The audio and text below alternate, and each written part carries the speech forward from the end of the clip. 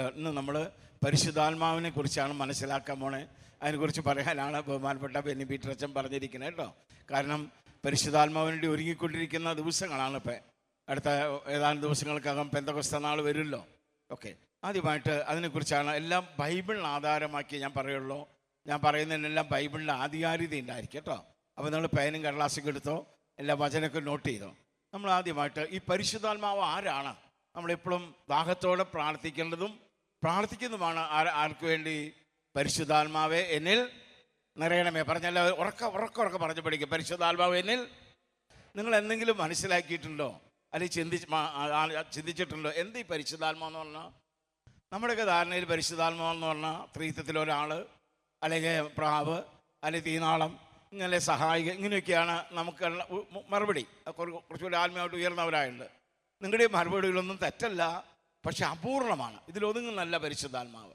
ഈ പറഞ്ഞൊന്നും തെറ്റല്ല, അല്ല ശരി തന്നെയാണ്. പക്ഷേ പൂർണ്ണമായിട്ട് പരിശുദ്ധാത്മാവിനെ ഉൾക്കൊണ്ടിട്ടില്ല. വിശുദ്ധ ബൈബിളിൽ പരിശുദ്ധാത്മാവിനെ മുഴുവൻ ഉൾക്കൊള്ളിപ്പിക്കാൻ ഒരു വാക്കുള്ളൂ. എന്താണെന്നറിയോ? എല്ലാവരും ഉറക്കെ പറഞ്ഞു. പരിശുദ്ധാത്മാവ്, ഉറക്കെ പറ, പരിശുദ്ധാത്മാവ് ദൈവമാണ്. പറഞ്ഞെല്ലാവരും ഒന്നും കൂടി ഉറക്കെ പറഞ്ഞേൻ. അതിന് കുറവേ തീയാണെന്നോ, സഹായകനാണെന്നോ, പ്രാവാണെന്നോ, മധ്യസ്ഥനാണെന്നോ ഇതൊക്കെ പറയുന്നത് തെറ്റൊന്നല്ല. അതിൻ്റെ ഓരോ ഭാഗങ്ങളാണ്. പക്ഷേ പൂർണ്ണമായി ഉൾക്കൊള്ളാൻ ഒരു വാക്കുള്ളൂ. പിതാവായ ദൈവത്തെ പോലെ, പുത്രനായ ദൈവത്തെ പോലെ പരിശുദ്ധാത്മാവാരാണ്. അതുകൊണ്ട് നമ്മൾ എന്ത് ചെയ്യണം? ആരാധിക്കണം. പറഞ്ഞെല്ലാവരും. നമ്മൾ പിതാവായ ദൈവത്തെ ആരാധിക്കുന്ന പോലെ, പുത്രനായ ദൈവത്തെ ആരാധിക്കുന്ന പോലെ നമ്മൾ ആരാധിക്കണം. ഇനി കുറച്ചുകൂടി വ്യക്തമായി പറഞ്ഞാൽ നമ്മൾ ഏറ്റവും കൂടുതൽ ആരാധിക്കേണ്ടത് പരിശുദ്ധാത്മാവിനെയാണ്. ആരാധിക്കേണ്ടത്? അതിൻ്റെ റീസൺ എന്താ? ഈശോയുടെ അഭിപ്രായമാണ്, എൻ്റെ അഭിപ്രായമല്ല. ഈശോയുടെ അഭിപ്രായത്തിൽ അതിൻ്റെ റീസൺ എന്താണ്? എപ്പോഴും നമ്മളോട് കൂടെ വസിപ്പാൻ ഈശോ നൽകിയിരിക്കുന്ന ആരാണ്?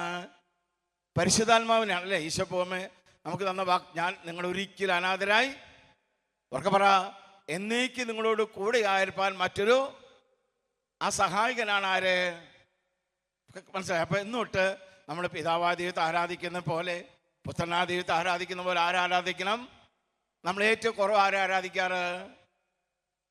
ഒന്നാമത്തെ പരാജയം. ഇന്നോട്ട് മാറ്റം ഉണ്ടാവണം കേട്ടോ. കാരണം നമ്മളോട് കൂടെ വസിക്കുന്ന പരിശുദ്ധാത്മാവാണ്. According to Christ, according to Bible. ചെറുവനായ എൻ്റെ അഭിപ്രായമല്ല, ഈശോയുടെ അഭിപ്രായമാണ്. നമ്മുടെ ഏറ്റവും അടുത്തുള്ള ആളോടല്ലേ നമ്മൾ ഇൻറ്റിമസി കാണിക്കണ്ടേ? ദൈവത്തോട് കാണിക്കുന്ന ഇൻറ്റിമസിയുടെ പേരാണ് പ്രാർത്ഥന. പറഞ്ഞെല്ലാവരും. ദൈവത്തോട് കാണിക്കുന്ന സ്നേഹത്തിൻ്റെ പേരാണെന്ത്? പ്രാർത്ഥന. അപ്പം നമ്മൾ ഏറ്റവും കൂടുതൽ ഇന്നോട്ട്, കഴിഞ്ഞൊക്കെ പോട്ടെ, പുതിയ പെന്തക്കോസ്ത നാൾ വരല്ലേ, അപ്പം ഇന്നോട്ട് നമ്മളൊരു തീരുമാനം എടുക്കണം. എല്ലാ ദിവസവും പരിശുദ്ധാത്മാവിനോട് പ്രാർത്ഥിക്കണം. ഇനി അടുത്തായിട്ട് നമ്മുടെ ബൈബിളിൽ ആദ്യമായി പരിശുദ്ധാത്മാവിനെ എവിടെ കാണണമെന്ന് നോക്കാം. ബൈബിളിൽ ആദ്യത്തെ പുസ്തകത്തിൻ്റെ പേരാണ് ഉൽപ്പത്തി. പറഞ്ഞെല്ലാവരും. ഉൽപ്പത്തിയുടെ പുസ്തകം 1-ാം അധ്യായത്തിൻ്റെ 2-ാം വാക്യത്തിൽ ആണ് ബൈബിൾ ആദ്യമായി പരിശുദ്ധാത്മാവിനെ നമ്മുടെ പിതാവായ ദൈവം തൻ്റെ മക്കളായി നമുക്ക് കാണിച്ചു തരുന്നത്. അപ്പോൾ ഇങ്ങനെയാണ്: ദൈവത്തിൻ്റെ ആത്മാവിൻ്റെ ചൈതന്യം ജലത്തിൻ്റെ മേലെ ചലിച്ചുകൊണ്ടിരുന്നു. അതായത് പരിശുദ്ധാത്മാവ് അതായത് അതിനു മുമ്പ് ഉൽപ്പത്തി 1-ാം അധ്യായം 1-ാം വാക്യം ഇങ്ങനെയാണ് പറയുക: ഇൻ ദ ബിഗിനിങ്, അനാദിയിൽ ദൈവം ആകാശം ഭൂമി സൃഷ്ടിച്ചു.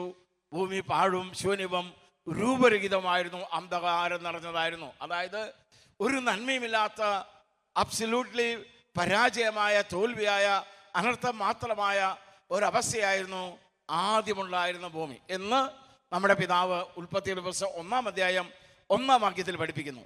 ഇന്ന് കാണുന്ന എല്ലാ മനോഹാരിത ഉണ്ടായതിന് പിന്നിലെ ആരുടെ പ്രവർത്തനമാണ്? പരിശുദ്ധാത്മാവിൻ്റെ. പറഞ്ഞെല്ലാവരും. 2-ാമത്തെ വാക്യത്തിലാണ്: ജലത്തിൻ്റെ മുകളിൽ ദൈവത്തിൻ്റെ ചൈതന്യം ചലിച്ചുകൊണ്ടിരുന്നു. പിന്നെ പ്രകാശമുണ്ടായി, ഭൂമിയുണ്ടായി, കരയുണ്ടായി, കടലുണ്ടായി, അവസാനം ജീവജാലം ഉണ്ടായി, മനുഷ്യരുണ്ടായി. അപ്പം ഇന്ന് കാണുന്ന എല്ലാ നന്മകളുടെ പിന്നിലും ആരുടെ പ്രവർത്തനമാണ്? അവർക്ക് പറഞ്ഞെല്ലാവരും. അപ്പം നമ്മുടെ ജീവിതത്തിൽ എന്തെങ്കിലും പോരായ്മകളുണ്ടെങ്കിൽ അതിന് ആദ്യം ഒരു പോരായ്മയുടെ നിലവുള്ള ഭൂമിയാണ് ഉൽപ്പത്തി 1-ാം അധ്യായം 1-ാം വാക്യത്തിൽ നമ്മുടെ പിതാവ് നമുക്ക് കാണിച്ചു തരണേ. അപ്പം നമ്മളിൽ എന്ത് പോരായ്മ ഉണ്ടെങ്കിലും അതിനെ പൂർണ്ണതയിലേക്ക്, നന്മയിലേക്ക് നയിക്കാൻ ആർക്കേ സാധിക്കുള്ളൂ? പരിശുദ്ധാത്മാവിന്. ഉറക്കെ പറഞ്ഞെല്ലാവരും. ഒന്നുകൂടെ ഉറക്കെ പറഞ്ഞേൻ. ഇതറിയാവുന്ന ജ്ഞാനിയായ നമ്മുടെ കർത്താവ്, നമ്മുടെ രക്ഷകൻ, അവിടെ നമുക്ക് അതുകൊണ്ടാണ് ഈശോ പറഞ്ഞത്: ഞാൻ നിങ്ങളൊരിക്കലും അനാഥരായി വിടുകയല്ല, എന്നേക്ക് നിങ്ങളോട് കൂടെയായിരിക്കാൻ മറ്റൊരു അസഹായനാണ് ആര്? അപ്പം നമ്മുടെ ജീവിതത്തിൽ ഏതെല്ലാം കുറവുകൾ നമ്മുടെ ആകട്ടെ, നമ്മുടെ ജീവിത പങ്കാളിയുടെ ആകട്ടെ, മക്കളുടെ ആകട്ടെ, നമ്മുടെ കൃഷിയിടങ്ങളിലെ ആകട്ടെ, എല്ലാ കുറവുകളും പരിഹരിക്കാൻ പരിശുദ്ധാത്മാവിന് മാത്രമേ സാധിക്കുള്ളൂ.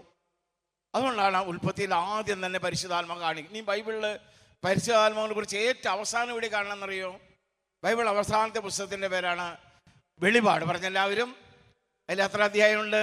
22 അധ്യായം. പറഞ്ഞെല്ലാവരും. അതിൽ അവസാന ഭാഗത്ത് വെളിപാടിൻ്റെ 22-ാം അധ്യായം 17-ാം വാക്യത്തിലാണ് ബൈബിൾ അവസാനമായി പരിശുദ്ധാത്മാവിനെ ഇവിടെ പിതാവ് കാണിച്ചു തന്നെ. അവിടെ ഇങ്ങനെയാണ് പറയാ, ആത്മാവും മണവാട്ടിയും പറയുന്നു, കേൾക്കുന്നവൻ വരട്ടെ, ആഗ്രഹം വരട്ടെ, ദാഹിക്കുന്നവൻ ജീവന്റെ ജലം സൗജന്യമായി സ്വീകരിക്കട്ടെ. അപ്പം അവിടെ ഈ പരിശുദ്ധാത്മാവ് സൗജന്യമായി തരുന്ന പറയണേ. അവർക്ക് പറഞ്ഞെല്ലാവരും. പക്ഷേ അതിന് നമുക്കെന്തുണ്ടാവണം? ദാഹം ഉണ്ടാകണം, ആഗ്രഹം ഉണ്ടാകണം എന്നാണ് അവിടെ. ഞാനല്ല, ഇവിടെ കർത്താവ് പറഞ്ഞിരുന്ന പ്രബോധനം. എൻ്റേതായിട്ടൊന്നും ഞാൻ പറയില്ല. എവിടെയാ വചനം? വെളിപാട് 22-ന്റെ 17-ാം വാക്യം കേട്ടോ. അപ്പോൾ ദൈവമക്കളെ, ഒറ്റ വാക്കിൽ പറഞ്ഞാൽ ബൈബിൾ ആരംഭം തൊട്ട് അവസാനം വരെ, പിന്നെ എല്ലാം ബൈബിൾ ഉടനീളം നമുക്ക് ആരെ കാണാൻ സാധിക്കും? പരിശുദ്ധാത്മാവിന്.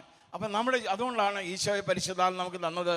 മാത്രമല്ല, നമ്മുടെ എല്ലാ പൂർണ്ണതയ്ക്കും പരിശുദ്ധാത്മാവ് അത്യന്താപേക്ഷിതമാണ്. ഇനി അടുത്താണ് നമ്മൾ ചിന്തിക്കാൻ പോണത്, ഈ പരിശുദ്ധാത്മാവ് നമ്മളിൽ ഉണ്ടോ ഇല്ലയോ എന്ന് ചിന്തിക്കാൻ പോകണം. അതെങ്ങനെ നമുക്ക് മനസ്സിലാക്കാൻ പറ്റുക? ഒരുപാട് ആളുകൾ, പ്രത്യേകിച്ച് ഞാൻ കുറേ ലോകങ്ങൾ കറങ്ങിയിട്ടുള്ള വ്യക്തിയാണ്. കുറേ കാലം 41 വർഷമായി സുവിശേഷ വേലയിൽ. ഇപ്പം ഈ കത്തോലിക്കരല്ലാത്ത പെന്തക്കോസ്ത് അങ്ങനെയുള്ളവരൊക്കെ കത്തോലിക്കരായി നമ്മളെ കളിയാക്കാൻ, ഇങ്ങനെ പുച്ഛിക്കാൻ വേണ്ടി ചോദിക്കുന്ന ഒരു ചോദ്യമാണ്, നിങ്ങൾക്ക് പരിശുദ്ധാത്മാവ് കിട്ടിയിട്ടുണ്ടോ? പരിശുദ്ധാത്മാവിൻ്റെ ആവശ്യമുണ്ടോ? ഞങ്ങളുടെ സഭയിലുള്ളോ? ഇങ്ങനെ നിങ്ങൾക്കൊന്നത് അധികം നേരിടേണ്ടി വന്നിട്ടില്ല. വിദേശങ്ങളിലൊക്കെ ഉള്ളവർക്കാണ്, അവിടെ എല്ലാവരും മിക്സ് ആയിട്ടില്ലേ. അങ്ങനെയുള്ളവർക്കൊക്കെ ഞാൻ പറയുന്നത് നേരിടേണ്ടി വന്നിട്ടുണ്ടോ ആത്മീയമായിട്ട് ചേർന്ന് നിൽക്കുന്നുണ്ടെങ്കിൽ? അപ്പോൾ അവരെപ്പോഴും നമ്മളെ കളിയാക്കുന്ന ഒരു കാര്യമാണ്, എന്നിൽ എന്തുണ്ടോയെന്ന്. അപ്പോൾ നമുക്ക് സംശയമായി, ഈ പരിശുദ്ധാത്മാവ് എന്നിലുണ്ടോ? ഈശോയുടെ മറുപടി നോക്കാം. ഈ ചോദ്യത്തിന് മറുപടി ദൈവം മറുപടി തരുന്നു. നിന്നിലോ പരിശുദ്ധാത്മ ഉണ്ടോ ഇല്ലെന്ന് എങ്ങനെ നിനക്ക് മനസ്സിലാക്കാൻ പറ്റും? ഒരു ദർശനക്കാരൻ്റെ അടുത്തോ സന്ദേശക്കാരൻ്റെ അടുത്തേക്കൊന്നും പോകണ്ടെന്നാ ബൈബിൾ പറയണേ. നിനക്ക് തന്നെ നിന്റെ ആത്മീയത എങ്ങനെയാണെന്ന് സെൽഫ് ഇവാലുവേഷൻ എന്ന് പറയും. നിനക്ക് തന്നെ നിന്റെ ആത്മീയ വിലയിരുത്താൻ പറ്റും. അതിന് പരിശുദ്ധാത്മ പറഞ്ഞ മാർഗമാണ് കൊരിന്ത്യോസുകാരുടെ 1-ാം ലേഖനം 12-ാം അധ്യായം 3-ാം വാക്യം. ഏതാ വാക്യം നമ്മൾ പറയാൻ പോണേ? 1 കൊരിന്ത്യർ, ഉറക്കെ ഏറ്റു പറയണം കേട്ടോ, അപ്പോൾ ഹൃദയത്തിൽ ആലേഖനം ചെയ്യും. ഉറക്കെ പറയാം. 1 കൊരിന്ത്യർ 12-ന്റെ 3-ാം വാക്യം. അവിടെ എന്നിലോ നിന്നിലോ പരിശുദ്ധാത്മാവ് ഉണ്ടോ ഇല്ലെന്ന് നിനക്കെങ്ങനെ മനസ്സിലാക്കാൻ പറ്റും? ദർശനക്കാരൻ്റെ അടുത്തൊന്നും പോകണ്ട, നിനക്ക് തന്നെ മനസ്സിലാക്കാൻ പറ്റുന്നതാണ് പരിശുദ്ധാത്മാവ് പറഞ്ഞു തരണേ. ബൈബിളിലൂടെ നമ്മുടെ ദൈവം നമ്മളോട് സംസാരിക്കുക. 1 കൊരിന്ത്യർ 12:3 ഇങ്ങനെയാണ് പറയാ. എല്ലാവരും ഉറക്കെ പറഞ്ഞേൻ. ദൈവാത്മാവ് മുഖേന, ഉറക്കെ പറ, വാതുറന്ന് ഉറക്കെ പറ, ദൈവാത്മാവ് മുഖേന സംസാരിക്കുന്നവരാരും യേശു ശപിക്കപ്പെട്ടവനാണ് എന്ന് ഒരിക്കലും പറയില്ലെന്നും. അപ്പം നമ്മളിലുണ്ടെങ്കിൽ നമുക്ക് യേശു എന്താണെന്ന് പറയാൻ പറ്റില്ല. നിങ്ങൾക്ക് ആർക്കെങ്കിലും ഈശോ ശപിക്കപ്പെടാനെന്ന് പറയാൻ പറ്റുന്നുണ്ടോ? ഈ ലോകത്തിൽ കോടിക്കണക്കിന് ആളുകൾ യേശു പൊട്ടയാണ്, ശപിക്കോ, ജാരസത്യതയാണ് നമ്മൾ ക്രിസ്മസിൻ്റെ നമ്മൾ വാട്സപ്പിൽ കാണാറില്ലേ. അവരിലൊന്നും എന്തില്ല? പരിശുദ്ധാത്മാവ് ഇല്ല. പിന്നെ അവരുള്ളത് ദുരാത്മാവാണ്. ഏതെങ്കിലും ഒന്നുണ്ടാവുള്ളൂ. ഒന്നിൽ പരിശുദ്ധാത്മാവ്, അല്ലെ സാത്താൻ്റെ ആത്മാവ്. ഇങ്ങനെ യേശുവിനെ ശപിക്കുന്നവർ, പ്രാകുന്നവർ കുറേ പേരില്. അങ്ങനെ എല്ലാവരിലും പരിശുദ്ധാത്മാവുണ്ട് എന്ന് ആരെങ്കിലും പറഞ്ഞാൽ യേശു ക്രിസ്തുവിനേക്കാൾ വലിയവനാണ് ആ പറഞ്ഞ ആളെങ്കിൽ വിശ്വസിച്ചോ, അല്ലാത്തവനാണ് വിശ്വസിക്കേണ്ട. ഈ ജൈവിക്കോടെ കേട്ടോ കളഞ്ഞോ. കാരണം ഈശോ പറഞ്ഞിരിക്കുന്നെങ്കിലാണ് യോഹന്നാൻ 15:16 വാക്യം, ഈ സത്യാത്മാവിനെ ലോകത്തിന് സ്വീകരിക്കുവാൻ സാധ്യമല്ല. ഈ സത്യാത്മാവിനെ ലോകത്തിന് സ്വീകരിക്കാൻ, അത് ലോകത്തോട് അനുരൂപരായി ജീവിക്കുന്ന കോടിക്കണക്ക് അവർക്കൊന്നും പരിശുദ്ധാത്മ സ്വീകരിക്കാൻ പറ്റില്ല എന്നാണ് ചെറിയവനായ ഞാനല്ല, നമ്മുടെ കർത്താവ് പറയണേ. യോഹന്നാൻ 15:14, 15-16 വാക്യങ്ങൾ വായിച്ചാൽ കാണാൻ സാധിക്കും. ദൈവമക്കളെ, ക്ലാസ്സിലേക്ക് പോകാം. അപ്പോൾ ഇവിടെ എന്നിലോ നിന്നിലോ പരിശുദ്ധാത്മാവാണ് ഒന്നാമത്തെ അടയാളമായിട്ട്. യേശു അല്ല പരിശുദ്ധാത്മാവിന് പറയുന്ന, ഞാനല്ല, പരിശുദ്ധാത്മാവ് പറയുന്ന വാക്കാണ്. എല്ലാവരും ഒന്നുകൂടി പറഞ്ഞേ.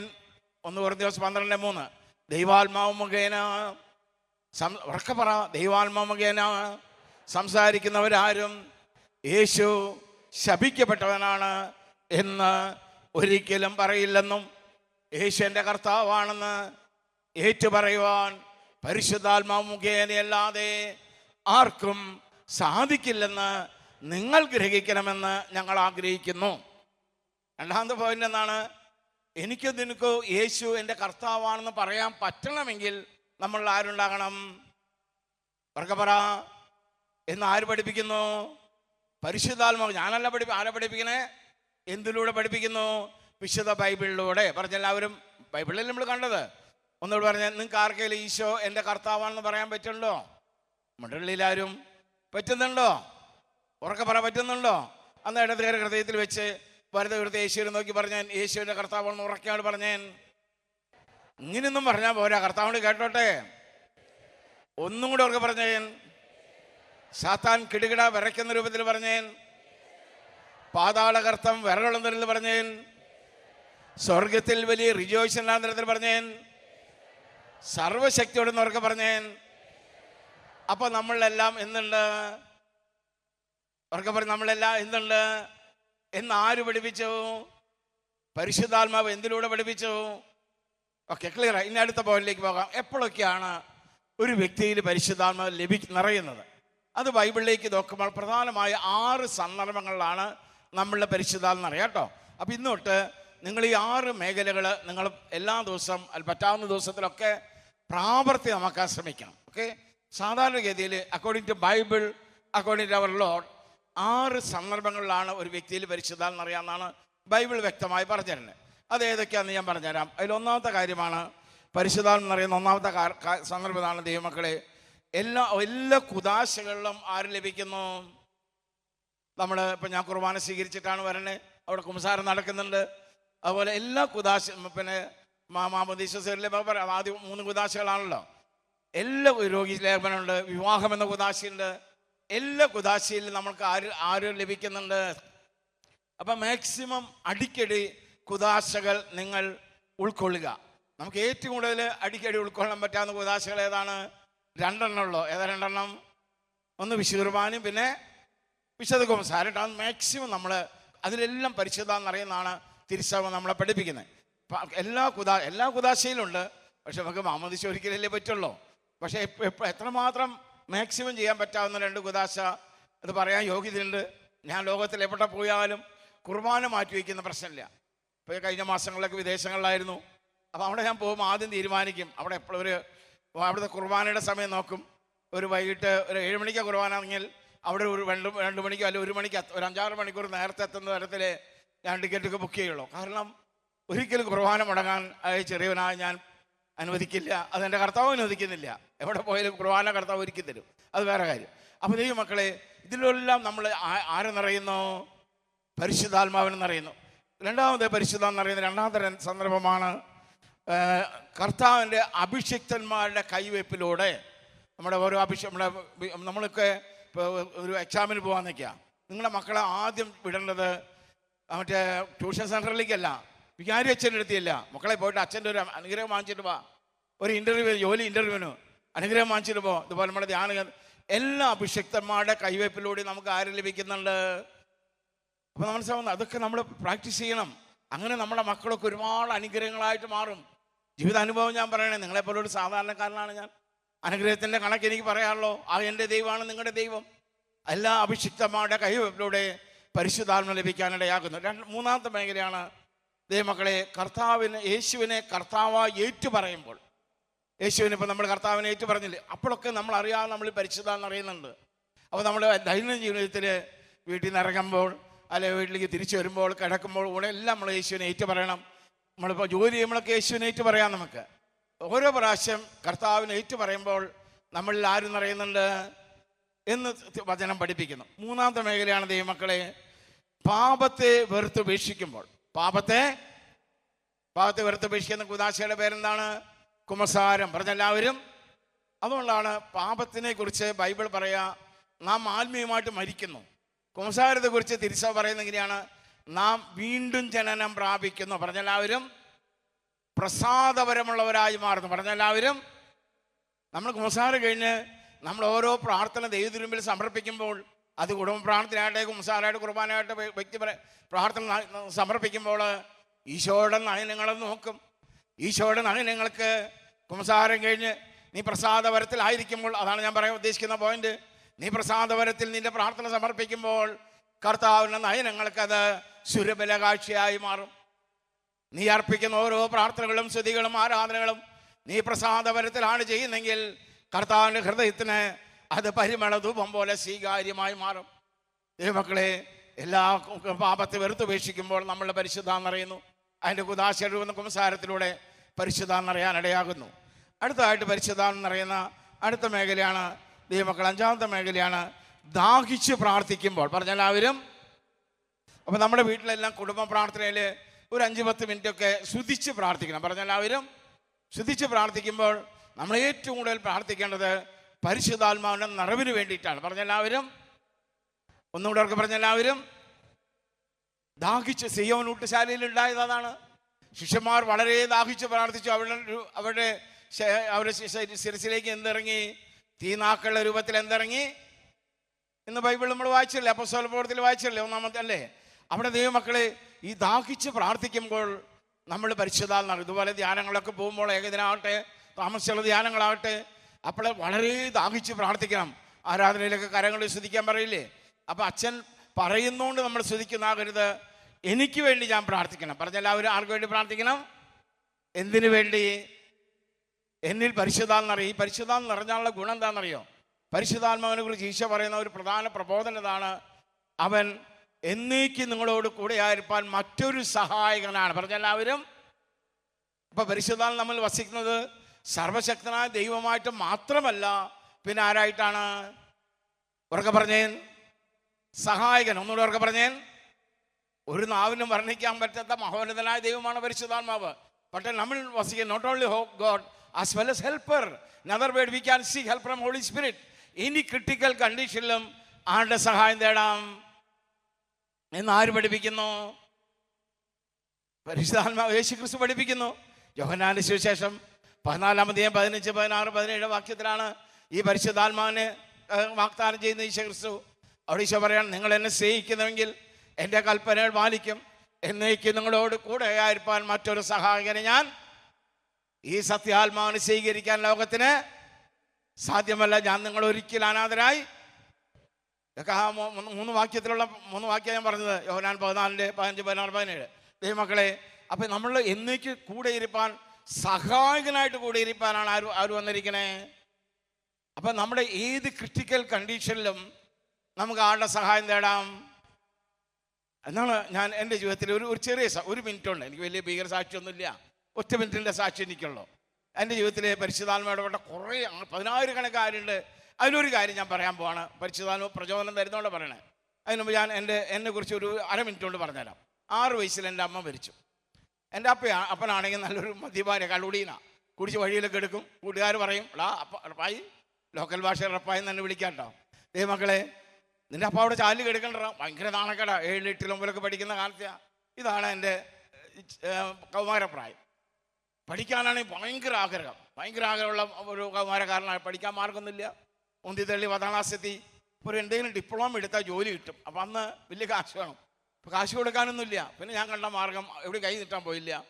ആരോഗ്യം ചെറുപ്പം തൊട്ടേ നന്നായി. ഇപ്പോൾ ആരോഗ്യത്തിന് കുറവൊന്നുമില്ല. 69 വയസ്സായിട്ട് എപ്പോഴും നല്ല ആരോഗ്യം. അപ്പോൾ ഞാൻ എന്ത് ചെയ്യും? ഈ കന്നുകൂട്ടം, അന്നൊന്നും ഈ ട്രാക്ടറുള്ള കാലഘട്ടമല്ല. ഒരു 60 വയസ്സിന് മേലുള്ളവർക്ക് ഞാൻ പറയുന്നത് കൃത്യമായിട്ട് മനസ്സിലാവും.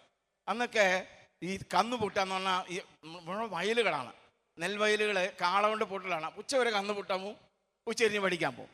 അങ്ങനെ പഠിപ്പ് കഴിഞ്ഞ് അന്നൊക്കെ ജോലി തേടി ബോംബെക്കാൻ പോകണം. 75-ലെ കാലഘട്ടമാണ് പറയണേ കേട്ടോ. നിങ്ങൾ ഒരു 90% ജനിച്ചിട്ടുണ്ടാവില്ല ദൈവമക്കളെ. അപ്പം അന്ന് ജോലി തേടി ബോംബെക്ക് പോയി. അങ്ങനെ ബോംബെ ചെന്ന് അന്ന് പുലർച്ചെ 4 മണിക്ക് എത്തി. 2 മണിക്കൊരു ഇൻ്റർവ്യൂ ഉണ്ടായാലും പാസ്സായി. അന്ന് തന്നെ ജോലിയും കിട്ടി. പിറ്റേ ദിവസമല്ലേ അന്ന് തന്നെ ജോലി കിട്ടി. അവിടെ നിന്ന് പിന്നെ ദൈവമക്കളെ കുറച്ച് കഴിഞ്ഞപ്പോൾ 80 ആയപ്പോൾ 80-ലാണ് ഈ ഗൾഫിലേക്ക് ഒരുപാട് അന്ന് ഗൾഫിലേക്ക് ഇങ്ങനെ ഓപ്പണിങ് വരാൻ തുടങ്ങി. ബോംബെ നിന്നാണ് ആൾ. അങ്ങനെ ഒരു ബ്രിട്ടീഷ് കമ്പനി എന്നെ അവിടെ നിന്ന് ദുബായിലേക്ക് കൊണ്ടുപോയി. നല്ല ഇൻ്റർവ്യൂ, അപ്പോഴേക്കും നല്ല ടെക്നീഷ്യനായി ഞാൻ. ഒരു 3-4 കൊല്ലം കഴിഞ്ഞപ്പോൾ ഒരു അമേരിക്കക്കാരൻ, എൻ്റെ ഒരു കൂട്ടുകാരൻ, വലിയൊരു അവിടുത്തെ ഏറ്റവും കൂടുതൽ ശമ്പളം കൊടുക്കുന്ന അമേരിക്കയുടെ ഒരു ഓയിൽ കമ്പനി ഉണ്ട് അവിടെ ദുബായിൽ, അമേരിക്കൻ പെട്രോളിയത്തിൻ്റെ. ദൈവമക്കളെ, അതിൽ ഒരു ഉയർന്ന ഉദ്യോഗസ്ഥനാണ്.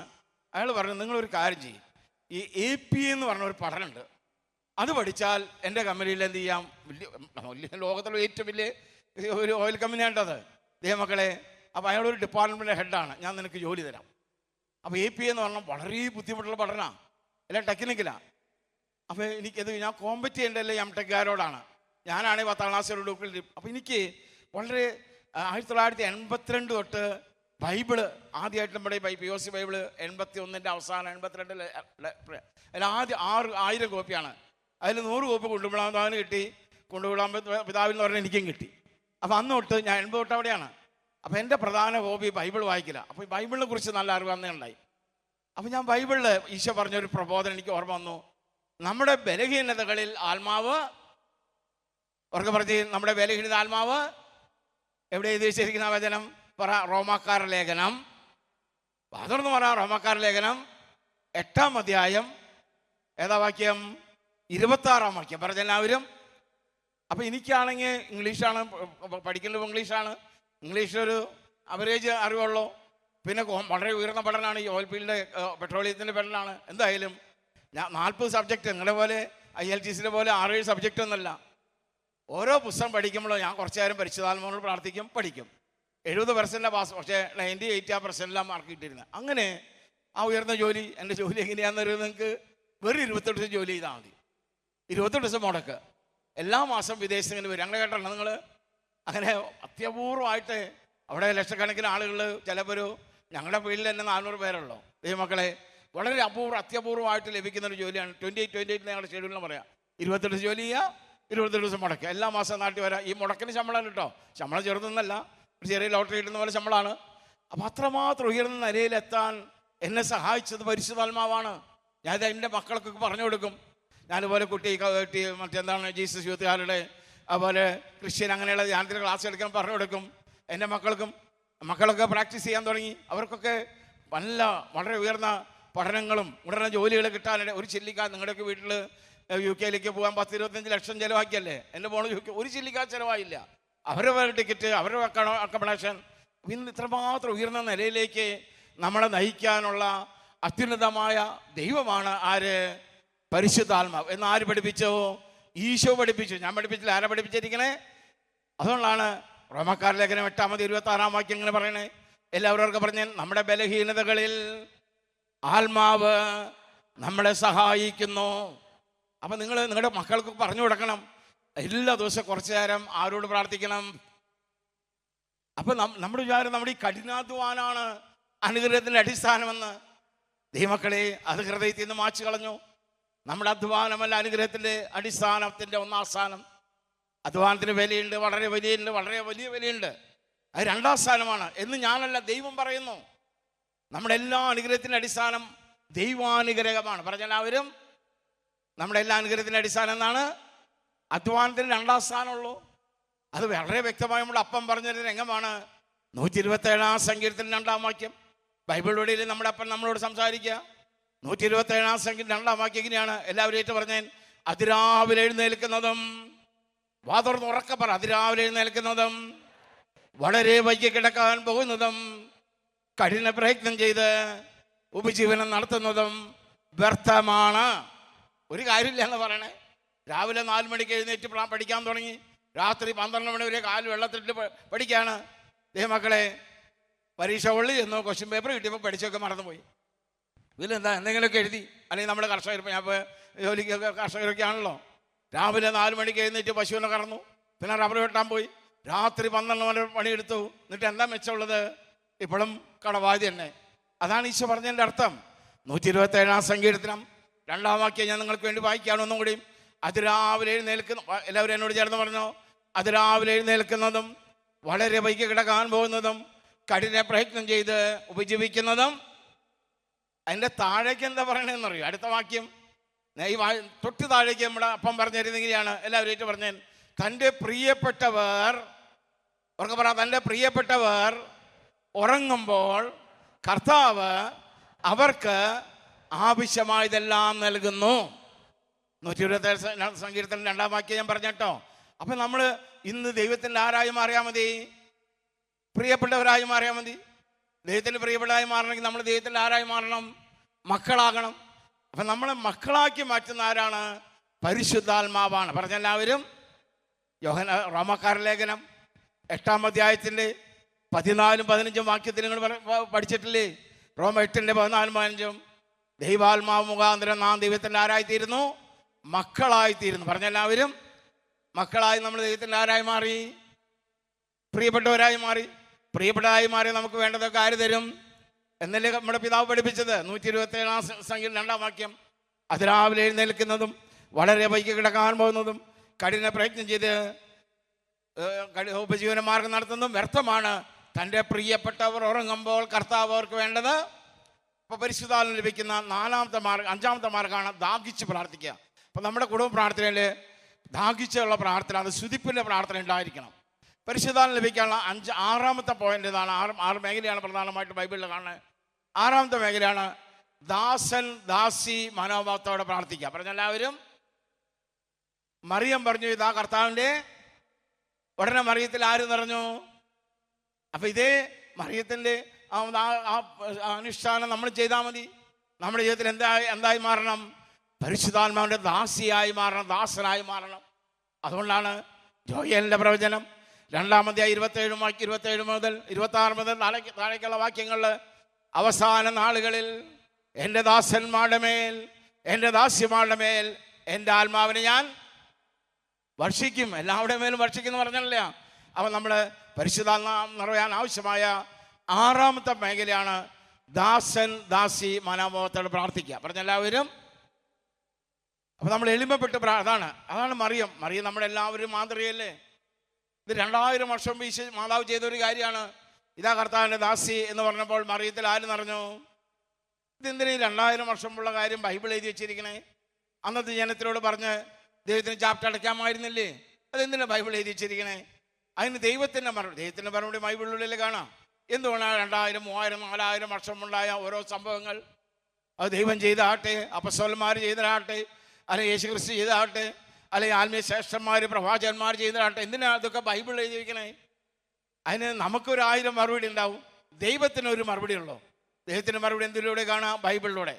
അതിന് നമ്മുടെ ഈ ചോദ്യത്തിന് ദൈവം തരുന്ന മറുപടിയാണ് കൊരിന്ത്യോസുകാരുടെ 1-ാം ലേഖനം. പറഞ്ഞെല്ലാവരും കൊരിന്ത്യോസുകാരുടെ 10-ാം അധ്യായം 11-ാം വാക്യം. എന്തിനാണ് ഈ 2000, 3000 വർഷമുള്ള ഓരോ കാര്യങ്ങളും ഇപ്പോൾ ബൈബിൾ എഴുതി വെച്ചിരിക്കണേ? ഇപ്പോൾ ഒരു ഉദാഹരണത്തിൽ ആദ്യത്തെ രാജാവിൻ്റെ പേരാണ് സാവൂൾ ദൈവത്തോട് ചേർന്നപ്പോൾ ഒരുപാട് ദൈവാത്മാവിനെ നയിക്കപ്പെട്ടു, ഒരുപാട് അനുഗ്രഹമായി. ഒരുപാട് സമൃദ്ധി വന്നപ്പോൾ ദൈവം അകന്നു. ഉടനെ ആര് കടന്നു വരാൻ തുടങ്ങി? ദുരാത്മാവ് സാവൂളിനെ എപ്പോഴും പീഡിപ്പിച്ചുകൊണ്ടിരിക്കുക. അപ്പോൾ സാവൂളിൻ്റെ ഒരു ബോഡി ഗാർഡിൻ്റെ പേരാണ് ദാവീദ്. എന്ത് ചെയ്തു? സങ്കീർത്തനം ചൊല്ലി കിന്നര ഉപയോഗിച്ച് അങ്ങനെ പാടിയപ്പോൾ വളരെ വ്യക്തമായിട്ട് ബൈബിൾ എഴുതിയ 1 ശമൂവേലിൻ്റെ പുസ്തകം 16-ാം അധ്യായം 21 വാക്യം ഞാൻ പറയുന്നത്. 1 ശമൂവേൽ 16:21 പറയുന്നത് ഇങ്ങനെയാണ്: ദാവീദ് കിന്നര ഉപയോഗിച്ച് കർത്താവിനെ ആരാധിച്ചപ്പോൾ സാവൂളിലെ ദുരാത്മാവ് ഓടിപ്പോയി. സാവൂളിലെ ദുരാത്മാവ് ഇതെന്തിനാ? ഏകദേശം 3500 വർഷം ഉണ്ടായ സംഭവം. അതെന്തിനാ ബൈബിളിൽ എഴുതി വെച്ചിരിക്കണേ? അതിന് ദൈവം തരുന്ന മറുപടിയാണ് 1 കൊരിന്ത്യോസ് 10-ാം അധ്യായം ഏതാ വാക്യം? 11-ാം വാക്യം. എല്ലാവരും അവർക്ക് പറഞ്ഞാൽ ഇതെല്ലാം മാതൃന്ന് പറയാം, ഇതെല്ലാം അവർക്കൊരു താക്കീതായിട്ടാണ് സംഭവിച്ചത്. അവർക്ക്, അത് സാവൂളിന്റെ കൊട്ടാരത്തിൽ ഒരുപാട് ആളുകളുണ്ട്, അവർക്കൊക്കെ താക്കീത്. മന്ത്രവാദികളുണ്ട്, വൈദ്യന്മാരുണ്ട്. അവരൊക്കെ നോക്കിയിട്ടും ഈ സാവൂളിന്റെ പീഡ മാറില്ല. ദാവീദ് എന്നൊരു ചെറു മനുഷ്യൻ കർത്താവിനെ സ്തുതിച്ച് ആരാധിച്ചപ്പോൾ പീഡ ഓടിപ്പോയി, അല്ലെ ദുരാത്മാവ് ഓടിപ്പോയി. ആ വലിയ ജനാവലിക്ക് താക്കീതായിട്ടാണ്. പക്ഷെ അവരോട് പറഞ്ഞ് ദൈവത്തിന് ചാപ്റ്റർ അടയ്ക്കാമായിരുന്നു. എന്തിനും ബൈബിൾ എഴുതി വെച്ചു. അതിന് പരിശുദ്ധാത്മ തരുന്ന മറുപടിയാണ് 1 കൊരിന്ത്യോസ് 10:11. എല്ലാവരും ഉറക്കമായിട്ട് പറഞ്ഞേൻ: നമുക്ക് ഒരു പാഠമാകേണ്ടതിന് അവയെല്ലാം എഴുതപ്പെട്ടിരിക്കുന്നുവല്ലോ. ഇതൊക്കെ എന്തിനാ ബൈബിൾ എഴുതിച്ചിരിക്കണേ? ഇന്നിൻ്റെ മനുഷ്യനും. അപ്പം നമ്മുടെ വീട്ടിൽ സ്തുതിച്ച് പ്രാർത്ഥിക്കണം, ദാഹിച്ച് പ്രാർത്ഥിക്കണം, പറ്റാവുന്നത്ര കുദാശ ഉൾക്കൊള്ളണം, ആത്മീയ ശ്രേഷ്ഠന്മാരുടെ കൈവപ്പ് പ്രാർത്ഥിക്കണം. ദൈവമക്കളെ, ഇങ്ങനെയൊക്കെ നമ്മൾ ജീവിക്കുമ്പോൾ നമ്മളിൽ ആരും നിറയും? പരിശുദ്ധാത്മ നിറയും. അതിനടുത്തായിട്ട് നമുക്ക് ഈ പരിശുദ്ധാത്മാവോട് നമുക്ക് ലഭിക്കുന്ന പ്രധാന നേട്ടങ്ങൾ എന്തൊക്കെയാണ് ചിന്തിക്കാം. 1-ാമത്തെ നേട്ടമാണ് നമ്മളെ ദൈവമക്കളാക്കി മാറ്റുന്നത്. പറഞ്ഞെല്ലാവരും. പരിശുദ്ധാത്മാവ് മുഖാന്തരമാണ് നമ്മൾ ആരായി മാറുന്നത് എന്ന് പരിശുദ്ധാത്മ റോമാക്കാരുടെ ലേഖനം 8-ാം അധ്യായം 14 മുതൽ 16 വരെയുള്ള വാക്യങ്ങളാണ് ഞാൻ നിങ്ങൾക്ക് വേണ്ടി വായിക്കാം. ദൈവാത്മാവിനാൽ നയിക്കപ്പെടുന്നവരെല്ലാം ദൈവത്തിൻ്റെ അങ്ങോട്ട് പറഞ്ഞ പുത്രന്മാരാണ്. നിങ്ങളെ വീണ്ടും ഭയത്തിലേക്ക് നയിക്കുന്ന അടിപ്പത്തെ ആത്മാവിനെയല്ല, മറിച്ച് പുത്ര സ്വീകാരത്തിൻ്റെ ആത്മാവിനെയാണ് നിങ്ങൾ കൈക്കൊണ്ടിരിക്കുന്ന ആത്മാവും നമ്മൾ ആബാ പിതാവ് എന്ന ദൈവത്തെ വിളിക്കുന്നത്. ദൈവത്തിൻ്റെ മക്കൾ ഈ ആത്മാ മുഖാന്തരം നമ്മുടെ ആത്മാവിന് സാക്ഷ്യം നൽകുന്നു. അപ്പോൾ എനിക്കോ നിനക്കോ ദൈവമക്കളായി മാറണമെങ്കിൽ ആരുണ്ടാവണം? നമ്മളിൽ പരിശുദ്ധാത്മാവിന് ലഭിക്കേണ്ട 6 മേഖല വരെ നമ്മൾ നേരത്തെ പഠിച്ചു കഴിഞ്ഞു. അപ്പോൾ ഇതൊക്കെ നമ്മൾ പ്രാവർത്തികമാക്കുമ്പോൾ ദൈവമക്കളായി കഴിയുമ്പോൾ നാം ദൈവത്തിൻ്റെ പ്രിയപ്പെട്ടവരായി മാറി നമുക്ക് വേണ്ടതൊക്കെ ദൈവം തരും. ഇതാണ് എൻ്റെ ജീവിതാനുഭവം. എനിക്ക് അത്രേ പറഞ്ഞു തരാനുള്ളൂ. അതുകൊണ്ടാണ് ഈ ദൈവാത്മാവ് നിറഞ്ഞാലുള്ള അടുത്ത ഗുണമാണ് ഗലാത്യർ ലേഖനം 4-ാം അധ്യായം 6-ാം വാക്യങ്ങൾ പഠിപ്പിക്കുന്നു. നിങ്ങൾ മക്കളായതുകൊണ്ട് ആബാ പിതാവേ എന്ന് വിളിക്കുന്ന തൻ്റെ പുത്രൻ്റെ ആത്മാവിനും ദൈവം നമ്മുടെ ഹൃദയത്തിലേക്ക് അയച്ചിരിക്കുന്നു. ഗലാത്യർ 4:7 ഇങ്ങനെയാണ് പഠിപ്പിക്കുക. ആകിയാൽ ഇനി മേൽ നിങ്ങൾ ദാസനല്ല, പിന്നെയോ ദൈവത്തിൻ്റെ, ബാക്കി പറ, ഒരാളെ പറഞ്ഞല്ലോ, ദൈവത്തിൻ്റെ. അതിനപ്പുറത്തൊരു വലിയൊരു വചനമുണ്ട്. അത് ഭയങ്കര പ്രത്യാശയുള്ള വചനമാണ്. ഇത്രയും അത് കഴിഞ്ഞിട്ട് ഒരു കുഞ്ഞൊരു വാക്യം കൂടെ അതിൽ ബാക്കിയുണ്ട്, ഒരു പോർഷൻ. അതെങ്ങനെയാണ്? എല്ലാവരും പറഞ്ഞു, മക്കളെങ്കിൽ, ഉറക്കെ പറ, മക്കളെങ്കിൽ നിങ്ങൾ അവകാശികളാണ്. പിന്നെ മനസ്സിലായോ? ബൈബിളിലെ എല്ലാ അനുഗ്രഹത്തിൻ്റെയും അവകാശികളായി ആരാണ്? ഞാനും നിങ്ങളല്ല. ആരാണ്? ദൈവത്തിൻ്റെ മക്കൾ. അപ്പം നമ്മുടെ ദൈവമക്കളായാലേ ബൈബിളിൽ ഏത് കിട്ടുള്ളൂ? എല്ലാ അനുഗ്രഹം കിട്ടുള്ളൂ. ബൈബിൾ എത്ര വാഗ്ദാനം ഉണ്ടെന്ന് അറിയും നിങ്ങൾക്ക്? എല്ലാവരും പറഞ്ഞാൽ 8810 വാഗ്ദാനം ഉണ്ട് ഇതിൽ. ഇതെല്ലാം ആർക്കുള്ളതാണ്? ദൈവമക്കൾക്ക്. പറഞ്ഞെല്ലാവരും നമ്മൾ ദൈവമക്കളായി മാറാൻ നമ്മൾ ആരാണെന്ന് അറിഞ്ഞാൽ മതി. പരിശുദ്ധാത്മാവ് അല്ലേ? അപ്പോൾ പരിശുദ്ധാത്മാവിൻ്റെ 6 മേഖലയിലൂടെ വരുന്നതായിട്ട് പറഞ്ഞു. ഒന്നുകൂടി ഞാൻ നിങ്ങൾക്ക് വേണ്ടി വായിക്കാം. ഏതാണ് 6 മേഖല? വിശദീകരിക്കില്ല. ഇപ്പോൾ എല്ലാ കുദാശയിലൂടെ കടന്നു വരുന്നു. അഭിഷിക്തമായ കയ്യൊപ്പിലൂടെ യേശുവിൻ്റെ കർത്താവായി ഏറ്റു പറയുമ്പോൾ, പാപത്തെ വെറുത്തുപേക്ഷിക്കുമ്പോൾ കുംസാരം, ദാഹിച്ച് പ്രാർത്ഥിക്കുമ്പോൾ പരിശുദ്ധാത്മാവിൻ്റെ ദാസർ. അപ്പം ഈ 6 കാര്യം നമ്മൾ മാക്സിമം എല്ലാ ദിവസവും ചെയ്യാം. അപ്പം നമ്മൾ ദൈവത്തിൻ്റെ ആരായി മാറി? മക്കളായുള്ള ഗുണം എന്താണ്? മക്കളെങ്കിൽ, ഒരാളെ പറഞ്ഞോളൂ, എല്ലാവർക്കും പറഞ്ഞേ, മക്കളെങ്കിൽ. എത്ര വാഗ്ദാനമുണ്ട് ബൈബിളിൽ? 8810 വാഗ്ദാനങ്ങളും അവകാശം. ബൈബിൾ ഒരു വാഗ്ദാനമാണ്, സന്താന പുഷ്ടിയുള്ളവരായി പെരുകുവിൻ. പറഞ്ഞെല്ലാവരും. ഇപ്പം നമ്മുടെ വീട്ടിൽ കുഞ്ഞുങ്ങളില്ല. ഞാനൊക്കെ ഗ്രാൻഡ് അപ്പാപ്പനാണ് കേട്ടോ, 6 മക്കളുടെ അപ്പാപ്പനാണ്. അപ്പം നിങ്ങളുടെ മക്കളുടെ കാര്യം എടുക്കാം. നമ്മുടെ മക്കൾ കല്യാണം കഴിഞ്ഞ് 8 കൊല്ലം കുഞ്ഞുങ്ങളുണ്ടാവില്ല. അവരാരിൽ നിറഞ്ഞാൽ മതി അല്ലേ? കാരണം ദൈവത്തിൻ്റെ ഒരു വാഗ്ദാനമാണ്. മക്കൾക്കാണ് ഈ അവകാശമുള്ളൂ. നിങ്ങൾക്ക് ജോലി കിട്ടുന്നില്ല. നമ്മുടെ കാലം കൊണ്ട് നമ്മുടെ മക്കൾക്ക് നല്ല ജോലി തരാൻ കർത്താവിന് കടപ്പാടുണ്ട്. കർത്താവിൻ്റെ ഒരു വാഗ്ദാനമാണ്, നെറ്റിയിലെ വേർപ്പുണ്ടെന്ന് വേണം 4 ദിവസം അല്ലെങ്കിൽ നമ്മുടെ ഔസപിതാവിൻ്റെ പ്രത്യേകതയിൽ തൊഴിലാളികളെ മധ്യസ്ഥനല്ലേ. ഇപ്പം എൻ്റെ ജീവിതാനുഭവം, എൻ്റെ മക്കളൊക്കെ പഠിപ്പ് കഴിയുമ്പോൾ നല്ല ജോലി കർത്താവ് കൊടുത്തു. മരുമക്കൾക്കും കൊടുത്തു. ഈ ചെറുവിനെ എനിക്കും നൽകി. ദൈവമക്കളെ, എൻ്റെ ദൈവം നിങ്ങളുടെ ദൈവം. ഇത് നമ്മൾ മക്കളായി മാറണം. മക്കളായി മാറണമെങ്കിൽ നമ്മൾ പരിശുദ്ധാത്മ നയിക്കപ്പെടണം. മക്കളെങ്കിലാണ് അവകാശം. നിങ്ങളുടെ വീട്ടിൽ കല്യാണം നടക്കില്ല. മക്കൾക്ക് 10, 25 വയസ്സായി, 30 വയസ്സായി.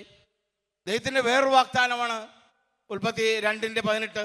മനുഷ്യൻ ഏകനായിരുന്നു, നല്ലതല്ലെന്ന് കണ്ട് അവന് ചേർന്നാണ് ഞാൻ. അത് ഈശോയുടെ ഒരു വാഗ്ദാനമാണ്. അത് കിട്ടണമെങ്കിൽ നമ്മൾ ആരായി മാറണം? മക്കളായി മാറണം. മക്കളായി മാറണമെങ്കിൽ നമ്മൾ ആരാൽ നയിക്കപ്പെടണം? ദൈവാത്മാവിനെ നയിക്കപ്പെടുന്നവരുടെ ദൈവത്തിൻ്റെ. ക്ലിയറായി നിങ്ങൾക്ക്? ദൈവമക്കളെ, ദൈവാവെന്ന് അറിയാൻ നമ്മൾ 6 മേഖലയിലൂടെ ഉണ്ടാവുക. 2-3 പ്രാവശ്യം റിപ്പീറ്റ് ചെയ്തു. അങ്ങനെ ബൈബിളിൽ ഇപ്പം നമ്മുടെ കുട്ടികൾ 10-ലും 12 പഠിച്ചിട്ട് തലയിൽ കയറുന്നില്ല. എത്ര പഠിച്ചാലും പരാജയമാണ്. നമ്മുടെ മക്കളെ പഠിപ്പിച്ച് നല്ല നിലയിലെത്തിക്കാൻ ഈ ദൈവത്തിനൊരു വാഗ്ദാനമുണ്ട്. വായിച്ചല്ലേ യേശയ്യാ 54:13. കർത്താവ് നിന്റെ പുത്രരെ പഠിപ്പിക്കും, അവർ ശ്രേയസാർജിക്കും. കർത്താവ് പിടിച്ചാൽ കിട്ടാതെ ഈ ചെറിയവൻ്റേതാണ്. ലോകത്തിൽ കൊടുക്കുന്ന ഏറ്റവും വലിയ ശമ്പളം കൊടുക്കുന്ന ഓയിൽ കമ്പനിയിലെ ജോലി കിട്ടിയത്, അമേരിക്കയുടെ ഓയിൽ കമ്പനിയിൽ. ദൈവമക്കളെ, 20 കർത്താവ് ഒരു വ്യക്തിയെ പഠിപ്പിച്ചാൽ ഇങ്ങനെ നക്കാപ്പിച്ചല്ല, ഉയർന്ന നിലയിൽ കർത്താവ് എത്തിക്കും. അതുകൊണ്ടാണ് ഞാൻ എൻ്റെ ജീവിതകാഴ്ച ഒരു 1/2 മിനിറ്റ് കൊണ്ട് പറഞ്ഞത്. എൻ്റെ ദൈവം തന്നെ നിങ്ങളുടെ ദൈവം. അതിന് നമ്മുടെ മക്കളെ പരിശുദ്ധാത്മാവിന് അടിമ വയ്ക്കണം. ദൈവമക്കളെ, അതാണ് യെശയ്യാ 54:13. കർത്താവ് നിന്റെ പുത്രരെ പഠിപ്പിക്കും, അവർ. ഇങ്ങനെ ബൈബിൾ എല്ലാ അനുഗ്രഹത്തിൻ്റെയും ഉറവിടം പരിശുദ്ധാത്മാവാണ്. ഉൽപ്പത്തി തൊട്ടാണ് നോക്കുമ്പോൾ. ഇനി അടുത്തായിട്ട് നമ്മൾ പഠിക്കാൻ പോണത്, പരിശുദ്ധാത്മ ലഭിക്കുന്നത് അടുത്ത അനുഗ്രഹമാണ്. ഏതാണെന്ന് നോക്കാം. നമുക്ക് അടുത്തതാണ്. അതെല്ലാം എഴുതിക്കൊണ്ടെന്നുള്ളത് വയസ്സായതുകൊണ്ട് ചിലക്കൊക്കെ മറന്നുപോകും. പോയി അടുത്ത അനുഗ്രഹമാണ് ദൈവമക്കളെ. അടുത്തത് എന്താണ്? യോഹന്നാന്റെ സുവിശേഷം 1:12 അവർക്ക് വായിച്ചാൽ, തന്നെ സ്വീകരിച്ചവർക്കെല്ലാം, തൻ്റെ നാമത്തിൽ വിശ്വസിക്കുന്നവർക്കെല്ലാം ദൈവമക്കളാകാൻ അവൻ കഴിവ് നൽകി. പരിശുദ്ധാത്മാവിൽ വിളിക്കുന്ന അടുത്താണ് ദൈവമക്കളായി മാറുന്നു. അടുത്തതായിട്ട് നമ്മൾ കാണുന്നതാണ് എൻ്റെ യോഹന്നാൻ 14:26. അതിങ്ങനെയാണ്, എന്നാൽ എൻ്റെ നാമത്തിൽ പിതാവ് അയക്കുന്ന സഹായകനായ പരിശുദ്ധാത്മാവ്. അവിടെ ഈശോ അങ്ങനെയാ പരിശുദ്ധ സഹായൻ. എല്ലാ കാര്യങ്ങളും നിങ്ങളെ പഠിപ്പിക്കും. മാത്രമല്ല ഞാൻ പഠിപ്പിക്കും, നിങ്ങളെ അനുസ്മരിപ്പിക്കുകയും ചെയ്യും. വല്ല മനസ്സിലായി നിങ്ങൾക്ക്? വലിയൊരു അമൂല്യമായ പൊരുൾ അവിടെയുണ്ട്. ഇപ്പം നിങ്ങളുടെ മക്കൾ നന്നായി പഠിച്ചു, പരീക്ഷകളിൽ എന്നപ്പോൾ പഠിച്ചൊക്കെ മറന്നുപോയി. ഇങ്ങനെ മക്കൾ പറയാനായിട്ടല്ലേ? പരിശുദ്ധാത്മാവിൻ്റെ ഒരു പ്രത്യേകത, പഠിച്ചതെല്ലാം എന്ത് ചെയ്യും? അനുസ്മരിപ്പിക്കും. അതാണ് ഞാൻ AP പഠിച്ചപ്പോൾ ഉണ്ടായത്. നമ്മൾ പഠിച്ച കാര്യമെല്ലാം അതിനാവശ്യമുള്ളപ്പോൾ, എക്സാമാണുള്ള ആവശ്യം, അതെല്ലാം ഓർമ്മപ്പെടുത്തുന്ന പറയണേ. എവിടെ എഴുതിയിരിക്കണേ? യോഹന്നാൻ 14:26 ആത്മീയമായ കാര്യങ്ങളാകട്ടെ, ഭൗതികപരം നമ്മുടെ നന്മയ്ക്കുള്ള എല്ലാ കാര്യങ്ങളും നമ്മൾ അനുസ്മരിപ്പിക്കുന്ന ദൈവമാണ് നമ്മിൽ മാമോദീസയിൽ ലഭിച്ച പരിശുദ്ധാത്മാവ് എന്ന് നമ്മുടെ കർത്താവായ യേശു ക്രിസ്തു നമ്മളെ പഠിപ്പിക്കുന്നു. പരിശുദ്ധാത്മാവിൻ്റെ വേറെ പ്രത്യേകതയാണ് ദൈവമക്കളെ, അവൻ വളരെ വ്യക്തമാണ്. യോഹന്നാൻ 14:15 ഇതൊക്കെ കിട്ടണമെങ്കിൽ യേശുവിനെ സ്നേഹിക്കണം. നിങ്ങൾ എന്നെ സ്നേഹിക്കുന്നുവെങ്കിൽ ഞാൻ പിതാവിനോട് അപേക്ഷിക്കുകയും എന്നേക്കും നിങ്ങളോട് കൂടെ ആയിരിക്കാൻ മറ്റൊരു സഹായകനെ നൽകും. പരിശുദ്ധാത്മാവിൻ്റെ അടുത്തൊരു ഗുണമാണ് ദൈവരാജ്യത്തിൻ്റെ അവകാശികളാക്കി മാറ്റും. ഇവിടെ നമ്മൾ പരദേശികളാണ്. ദൈവം ദീർഘാശ എന്നാൽ 80, 90, 100 അല്ലെങ്കിൽ 120 അതിലും മേലെ നമുക്ക് ക്ലെയിം ചെയ്യാൻ പറ്റില്ല. കാരണം 36 3 വാക്യത്തിൽ ദൈവം മനുഷ്യൻ്റെ ആയുസ് വെട്ടിക്കുറുക്കി എത്രയായി? 120 മാറ്റി. അപ്പം അത്രയും നമുക്ക് ക്ലെയിം ചെയ്യാൻ പറ്റുള്ളൂ ദൈവമക്കളെ. പക്ഷെ പിന്നെ നമ്മുടെ യഥാർത്ഥ ജീവിതത്തിലേക്ക് നടക്കാൻ, അതാണ് നമ്മുടെ യഥാർത്ഥ ഡെസ്റ്റിനേഷൻ, അതായത് സ്വർഗം. ഈ പരിശുദ്ധാത്മാവിലൂടെ ലഭിക്കുന്ന അമൂല്യമായ വേറെ നേട്ടമാണ് നമ്മളെ ദൈവരാജ്യത്തിൻ്റെ അവകാശികളാക്കി മാറ്റുന്നു. എഫെസ്യോസ് ലേഖനം 1:13 ഇങ്ങനെ പറയാം, സത്യത്തിൻ്റെ വാഗ്ദാനമായ പരിശുദ്ധാത്മാവ് മുഖാന്തരം നമ്മൾ ദൈവരാജ്യത്തിൻ്റെ അവകാശികളായി മാറുന്നു. ആരായി മാറുന്നു? പരിശുദ്ധാത്മാവിൻ്റെ അടുത്ത പുണ്യതാണ് ദൈവാനാൽ നയിക്കുമ്പോൾ വിശുദ്ധ ജീവിതം നയിക്കാൻ, പാപത്തെ വെറുത്തുപേക്ഷിക്കാനുള്ള കൃപ നൽകും. പരിശുദ്ധാത്മാവിലൂടെ വിശുദ്ധ നയിക്കാനുള്ള കൃപ കിട്ടണമെങ്കിൽ നമുക്ക് എന്തുണ്ടാവണം? പരിശുദ്ധാത്മാവാണ്. അടുത്ത ഗുണമാണ് വരദാനങ്ങൾ ലഭിക്കുന്നു. വരങ്ങൾ. ഇപ്പോൾ ഇത് വചനപ്പോൾ ഒരു വരമാണ്. അവിടെ ഒരുപാട് പ്രേക്ഷിതർ കണ്ടില്ലേ?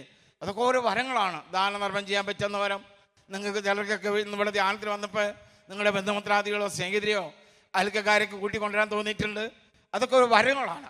ഇങ്ങനെ വരങ്ങൾ ലഭിക്കണമെങ്കിൽ, നല്ല വരങ്ങൾ ലഭിക്കണമെങ്കിൽ നമ്മൾ ആരാണെന്ന് അറിയപ്പെടണം? പരിശുദ്ധാത്മാവിൻ്റെ ഒരു ഗുണം അതാണ്. പരിശുദ്ധാത്മാവിൻ്റെ അടുത്ത ഗുണമാണ് ആത്മീയ ശുശ്രൂഷ ചെയ്യാനുള്ള കൃപ ലഭിക്കുന്നു. ഇത്രയും ഗുണങ്ങളാണ് പരിശുദ്ധ.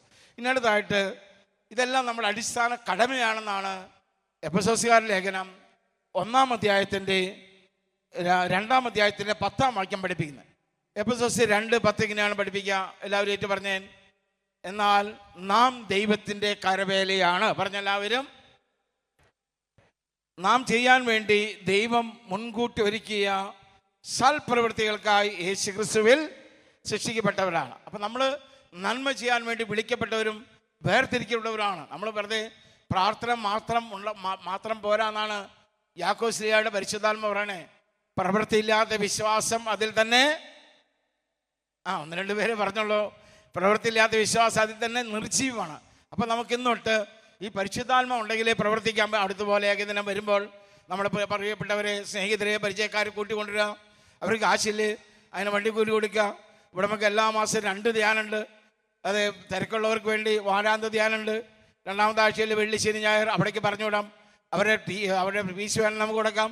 അതുപോലെ കുറച്ച് ഗൗരവമായ അന്തരീക്ഷസൗഖ്യ ധ്യാനം അവസാനം 4-ാമത്തെ ആഴ്ചയിലുണ്ട്. അത് ബുധനാഴ്ച രാത്രി അല്ലെങ്കിൽ വ്യാഴാഴ്ച കാലത്ത് വരെ തീരുന്നതാണ്. സമയമുള്ളവർക്ക് അത് കൂടാം. ഇതിനൊക്കെ ആളുകളെ പറഞ്ഞു വിടുമോ, അതിനുവേണ്ടി സഹായിക്കുകയോ ചെയ്യാൻ ഒക്കെ പറ്റുന്നത് പരിശുദ്ധാത്മാവുണ്ടെങ്കിലേ പറ്റുള്ളൂ എന്നാണ് ബൈബിൾ. അതാണ് നമ്മുടെ കടമ എന്നാണ് യാക്കോബ് ശ്ലീഹ പറയുന്നത്. ചെയ്യേണ്ട നന്മ എന്താണെന്ന് അറിഞ്ഞിട്ട് ചെയ്യാതിരിക്കുന്നവൻ പാപം ചെയ്യുന്നു. പ്രവൃത്തിയില്ലാത്ത വിശ്വാസം അതിൽ തന്നെ ചത്തതാണ്, നിർജീവമാണ്. ഇതൊക്കെ പരിശുദ്ധാത്മ മുഖാന്തരപ്പെട്ടു. ഇനി അടുത്തായിട്ട് നമ്മൾ മനസ്സിലാക്കാൻ പോണത് ഈ പരിശുദ്ധാത്മ നമ്മളിലുണ്ടോ? ഉണ്ടെന്ന് നമ്മൾ കണ്ടു. കാരണം യേശുവിനെ നമ്മൾ കർത്താവായി സ്വീകരിക്കാൻ പറ്റി. നമ്മളിലുണ്ട്. അത് ആ ചോദ്യത്തിന് മറുപടി കിട്ടിയിട്ടുണ്ട്. ഇനി അടുത്തായിട്ട് മനസ്സിലാക്കാൻ പോണത് ഈ പരിശുദ്ധാത്മ നിറവ് നമ്മളിലുണ്ട്. എന്തുണ്ടെന്ന് ചിന്തിക്കാൻ പോണേ. ഇപ്പം നമ്മുടെ ഒരു ഗ്ലാസ് വെള്ളം, ഒരു ഗ്ലാസ് വെള്ളത്തിൽ വെള്ളത്തിന് നിറവുണ്ടെങ്കിൽ നമുക്ക് ദാഹിച്ച് കുടിക്കാനുള്ളൂ എന്ന് പറഞ്ഞ പോലെ പരിശുദ്ധാത്മ നമ്മളിൽ പ്രവർത്തന നിരതമാകണമെങ്കിൽ അതെന്തുണ്ടാവണം? നിറവുണ്ടാകണം. അതെങ്ങനെ നമുക്ക് മനസ്സിലാക്കാൻ പറ്റുക? അതിന് നമ്മുടെ കർത്താവ് പറയുന്ന മാർഗ്ഗമാണ്. എല്ലാം ബൈബിളിലൂടെ ഈശോ പറയാം. എന്നിലും നിന്നിലും പരിശുദ്ധാത്മ നിറവുണ്ടോ എന്ന് മനസ്സിലാക്കാൻ ഈശോ പറയുന്ന ഒരു സൂത്രപ്പണി ലൂക്കായുടെ സുവിശേഷം 6-ാം അധ്യായം 41-ാം വാക്യത്തിലാണ് ഈ എളുപ്പമാർഗ്ഗം ഈശോ പറഞ്ഞു തരുന്നത്. അവിടെ ഇങ്ങനെയാണ് പറയാ, ഫലത്തിൽ നിന്ന് വൃക്ഷത്തെ തിരിച്ചറിയാം. നല്ല വൃക്ഷം ചീത്ത ഫലവും, ചീത്ത വൃക്ഷം നല്ല ഫലവും പുറപ്പെടുപ്പിക്കുന്നില്ലല്ലോ. അപ്പം നമുക്ക് തന്നെ നമ്മുടെ പരിശുദ്ധാത്മാവിനെ നയിക്കപ്പെടുന്നുണ്ടോ ഇല്ലയോ എന്ന് മനസ്സിലാക്കാൻ പറ്റുന്നതാണ് ഈശോ പറയണേ. അതാണ് യോഹന്നാൻ ലൂക്ക 6:43. ഫലത്തിൽ നിന്ന് വൃക്ഷത്തെ തിരിച്ചറിയാം. നല്ല വൃക്ഷം ചീത്ത ഫലവും, ചീത്ത വൃക്ഷം നല്ല ഫലവും പുറപ്പെടുവിക്കുന്നില്ലല്ലോ. അപ്പം നമ്മുടെ ഫലങ്ങളിൽ നോക്കിയാൽ നമ്മൾ ഫലം പുറപ്പെടുവിക്കണം. ഫലം പുറപ്പെടുവിച്ചില്ലെങ്കിൽ വെട്ടി എറിയുന്നാണ് സ്നാപയോഹന്നാൻ ഉറക്കെ വിളിച്ചു പറഞ്ഞത്. ലൂക്കായുടെ സുവിശേഷം 3-ാം അധ്യായത്തിൻ്റെ 9-ാം വാക്യത്തിൽ ജോർദാന്റെ ഇരിക്കര വിറയ്ക്കാനിടയായി. സ്നാപയോഹന്നാൻ ആ വാക്ക് കേട്ടപ്പോൾ അവിടെ സ്നാപകൻ പറഞ്ഞതാണ്, ഇതാ വൃക്ഷത്തിന്റെ ചുവട്ടിൽ കോടാലി വെച്ചിരിക്കുന്നു. ഇതാ വൃക്ഷത്തിന്റെ ചുവട്ടിൽ കോടാലി, ഫലം പ്രകടിപ്പിക്കാത്ത വൃക്ഷത്തെ വെട്ടി തീയിലെറിയപ്പെടും. നരാഗ്നിയെ കുറിച്ചാണ് പറയണേ. അപ്പൊ ദൈവമക്കള് ഇങ്ങനെ കർത്താവിന്റെ കാര്യങ്ങൾ ചെയ്യാം, അത് നല്ലതാണ്, വളരെ നല്ലത്. ഫലമില്ലാത്ത ഈ ചടങ്ങ് മാത്രമുള്ളെങ്കിൽ ചെറുവനായ ഞാനല്ല, സ്ത്രീകളിൽ ജനിച്ചവൻ ഏറ്റവും വലിയവനാണ് സ്നാപയോഹന്നാൻ. സ്നാപയോഹന്നാനിലൂടെ കർത്താവ് പറയാണ്, ഫലമില്ലാത്ത വൃക്ഷത്തെ വെട്ടി തീയിലെറിയപ്പെടും. അപ്പൊ ഇന്നോട്ട് നമ്മൾ ഫലങ്ങൾ പുറപ്പെടുവിക്കുന്നവരായി മാറണം. ഫലമില്ലാത്തവരെ വെട്ടി തീയിലെറിയപ്പോൾ എന്നെ പോലെ കുറെ സുവിശേഷകര്, നമ്മളെല്ലാവരും ഈ ലോകം വിട്ടാൽ നേരിടേണ്ടതാണ് ന്യായവിധി. പറഞ്ഞെല്ലാവരും, ഒന്നുകൂടെ പറഞ്ഞെല്ലാവരും, വിശ്വാസികളായി നമുക്ക് ആദ്യം നേരിടേണ്ടി വരിക തനത് ന്യായവിധിയാണ്. പറഞ്ഞെല്ലാവരും, ആ തനത് ന്യായവിധിയുടെ സമയത്ത് കുറെ സുവിശേഷകർ, എന്നെ പോലുള്ള കുറെ സുവിശേഷകർ അവിടെ നിൽക്കുന്നുണ്ട്. അവരൊന്ന് ഈശോയോട് പറയാ, കർത്താവേ, ഞങ്ങൾ നിന്റെ നാമത്തിൽ പിശാചുക്കളെ ബഹിഷ്കരിച്ചു, രോഗികളെ സുഖപ്പെടുത്തി, നിരവധിയായ അത്ഭുതങ്ങൾ അടയാളങ്ങൾ ചെയ്തു. ഈശോ അവരോട് പറയുന്നത് എന്താണെന്നറിയോ? ഞാൻ നിങ്ങൾ ഒരിക്കലും അറിയില്ല, ഞാൻ നിങ്ങൾ ഒരിക്കലും എന്തില്ല. എന്താ കാരണം എന്നറിയോ? ഇതെല്ലാം വരങ്ങളാണ്. ഈ പറഞ്ഞൊക്കെ വരങ്ങളാണ്. വരമുള്ളതുകൊണ്ട് ആരും സ്വർഗത്തിൽ പോകില്ല, വരമില്ലാത്തതുകൊണ്ട് ആരും നരകത്തിലും പോകില്ല എന്നാണ് ഈശോ പറയണേ. ഫലമുണ്ടാകണം. ഫലമാണ് നമ്മുടെ ആത്മരക്ഷയ്ക്ക് വേണ്ടി, ഈ ലോകത്തിലും പരലോകത്തിലും നമ്മുടെ രക്ഷയ്ക്ക് വേണ്ടി ഫലങ്ങളാണ്. വരങ്ങളെല്ലാം പൊതു നന്മയ്ക്ക് വേണ്ടിയിട്ടാണ്, മറ്റാത്മാക്കളുടെ രക്ഷയ്ക്ക് വേണ്ടിയാ. നമ്മുടെ ആത്മാവിൻ്റെ രക്ഷയ്ക്ക് ഫലമാണ്. ഈ പറഞ്ഞ ആത്മീയ ശ്രേഷ്ഠന്മാരിൽ വരങ്ങളുണ്ടായിരുന്നു, എന്തുണ്ടായില്ല? ഫലങ്ങളുണ്ടായില്ല. ഇത് ഞാൻ പറഞ്ഞതല്ല, ഈശോ പറഞ്ഞാണ്. മത്തായിയുടെ സുവിശേഷം 7-ാം അധ്യായത്തിൻ്റെ 22-21 വാക്യത്തിൽ ഈശോ പറഞ്ഞൊരു വാക്കാണത്. മത്തായിയുടെ സുവിശേഷം 7:22-21. അന്ന് പലരും എന്നോട് ചോദിക്കും, കർത്താവേ കർത്താവേ, ഞങ്ങൾ നിന്റെ നാമത്തിൽ പ്രവചിക്കുകയും നിന്റെ നാമത്തിൽ നിരവധി അത്ഭുതങ്ങൾ പ്രവർത്തിക്കുകയും പിശാചുക്കളെ ബഹിഷ്കരിക്കുകയും ചെയ്തുവല്ലോ. അപ്പോൾ ഞാൻ പറയും, ഞാൻ നിങ്ങളെ ഒരിക്കലും അറിഞ്ഞിട്ടില്ല. ഞാൻ നിങ്ങളൊരിക്കലും അനീതി പ്രവർത്തിക്കുന്നവരിൽ നിന്ന് അകന്നു പോകുവിൻ. കാരണം അവരിൽ ഈ പറഞ്ഞൊക്കെ വരങ്ങളായിരുന്നു, എന്തുണ്ടായില്ല? ഫലങ്ങളുണ്ടായില്ല. ഈ പറയുന്ന ഞാനാകട്ടെ, കേൾക്കുന്ന നിങ്ങളാകട്ടെ, ഫലമില്ലെങ്കിൽ സ്നാപയോഹന്നാൻ ഉറക്കെ വിളിച്ച് പറയുന്നു, വെട്ടി തീയിലെറിയപ്പെടും. അപ്പം ഇനി നമ്മൾ അടുത്ത ചാപ്റ്ററിലേക്ക് വേണം. ഫലം ഉണ്ടോ എന്ന് നോക്കാൻ പോകണം. ഉണ്ടെങ്കിൽ വെരി ഗുഡ്, ഇല്ലെങ്കിൽ കുഴപ്പമില്ല, ഇന്നോട്ടുണ്ടായാൽ മതി. കഴിഞ്ഞ കാലങ്ങളൊന്നും നമ്മൾ അവനിൽ വിശ്വസിക്കുന്ന ഏവനും നശിച്ചു പോകാതെ ദൈവം തൻ്റെ പുത്രനെ നൽകാൻ തക്കവിധം ലോകത്തെ അത്രമാത്രം ദൈവം തൻ്റെ പുത്രനെ അയച്ചത്, ലോകത്തെ ശിക്ഷയ്ക്ക് വിധിപ്പെടുത്തിയ അവൻ മുഖാന്തരം ലോകം. അവിടെ ഒരു കണ്ടീഷൻ വെച്ചിട്ടില്ല, അൺകണ്ടീഷൻ. അതുകൊണ്ടാണ് റോമാക്കാർ ലേഖനം 5-ാം അധ്യായത്തിൻ്റെ 6, 7, 8 വാക്യങ്ങനെ പഠിപ്പിക്കുന്നത്. എന്നാൽ നാം പാപികളായിരിക്കെ, എന്നാൽ നാം ബലഹീനനായ ക്രിസ്തു നമുക്ക് വേണ്ടി മരിച്ചു, അങ്ങനെ നമ്മളുള്ള തൻ്റെ സ്നേഹം ദൈവം പ്രകടമാക്കി. ആ ദൈവത്തിൻ്റെ ആത്മാവ് നമ്മളെ നയിക്കുന്നെങ്കിൽ, ആത്മാവിൻ്റെ ഒന്നാമത്തെ ഫലമാണ് സ്നേഹം. ആ സ്നേഹത്തിന് 4 ഗുണമുണ്ട്. അതിലൊന്നാമത്തെ ഗുണമാണ് അതിരുകളില്ലാത്ത സ്നേഹം. ഏതാണ്? അൺകണ്ടീഷണബിൾ ലവ്. നമ്മുടെ സ്നേഹം അതിരുകളുള്ളതാണെങ്കിൽ അത് ലോകത്തിൻ്റെ സ്നേഹമാണ്. ദൈവമക്കളെ, അത് കർത്താവിൻ്റെ മക്കളല്ല നമ്മൾ. അതുകൊണ്ടാണ് ഈശോ ചോദിക്കുന്നത് മത്തായി 5:46, 47, 48, നിങ്ങളെ സ്നേഹിക്കുന്നവരെ നിങ്ങൾ സ്നേഹിക്കുന്നെങ്കിൽ നിങ്ങൾക്ക് എന്ത് പ്രത്യേക മാഹാത്മ്യമാണുള്ളത്? വിജാതികരും അപ്രകാരം ചെയ്യുന്നില്ലേ? അതുകൊണ്ട് നിങ്ങളുടെ സ്വർഗസ്ഥനായ പിതാവ് പരിപൂർണനായിരിക്കുന്നവർ നിങ്ങളും. നമ്മുടെ അപ്പൻ്റെ സ്നേഹത്തിൻ്റെ രണ്ടാമത്തെ ക്വാളിറ്റിയാണ്, അല്ലെങ്കിൽ ദൈവമക്കളായി നമ്മളുള്ള സ്നേഹത്തിൻ്റെ രണ്ടാമത്തെ ക്വാളിറ്റിയാണ് ക്ഷമിക്കുന്ന സ്നേഹം. പറഞ്ഞെല്ലാവരും ഈശോ നമ്മുടെ എവിടെയെല്ലാം ദൈവത്തിൻ്റെ സ്വഭാവത്തിൻ്റെ സവിശേഷത ബൈബിളിൽ പറയുന്നുണ്ടോ അവിടെ എടുത്തെടുത്ത് പറയുന്ന സ്വഭാവ സവിശേഷതയാണ് ക്ഷമിക്കുന്ന. ബൈബിളിൽ 107-ാം സങ്കീർത്തനത്തിലെ ദൈവമക്കളെ 103-ാം സങ്കീർത്തനം 8-ാം വാക്യം, കർത്താവ് ആദരവിനും കാരുണ്യവാനുമാണ്, ക്ഷമാശീലനും സ്നേഹനിധിയുമാണ്. ജോയലിൻ്റെ പ്രവചനം 2-ാം അധ്യായം 13-ാം വാക്യം, അവിടെ നമ്മുടെ അപ്പൻ്റെ സ്നേഹം പറയുന്നത് എങ്ങനെയാണ്?